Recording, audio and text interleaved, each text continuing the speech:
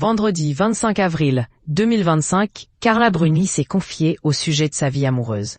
La chanteuse a profité de sa venue dans un podcast pour évoquer librement les rumeurs qui lui prêtent une liaison passée avec Donald Trump. Carla Bruni et Nicolas Sarkozy se sont rencontrés à un dîner chez des amis. Depuis, ils ne se sont plus jamais quittés. Après s'être mariés, en 2008, ils ont donné naissance à une petite fille prénommée Julia en 2011.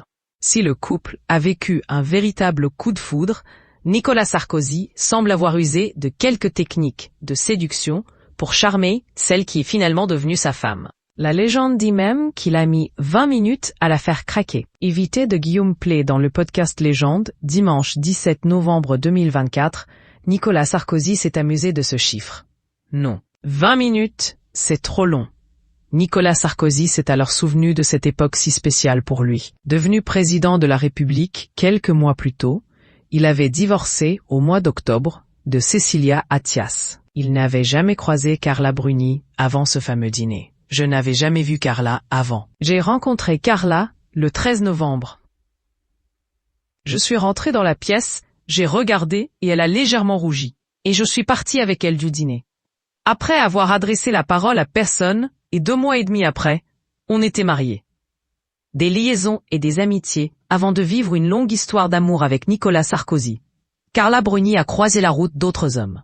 Les rumeurs lui ont notamment prêté des liaisons avec Mick Jagger ou encore Donald Trump. Invitée du podcast de Carla Gebali, vendredi 25 avril 2025, la chanteuse a brisé le silence à ce sujet. Non, c'était faux. Donald Trump, c'était faux, a-t-elle affirmé.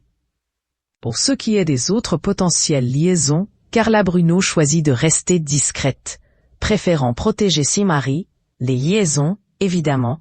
Je n'en parle jamais à la télévision ou dans les podcasts.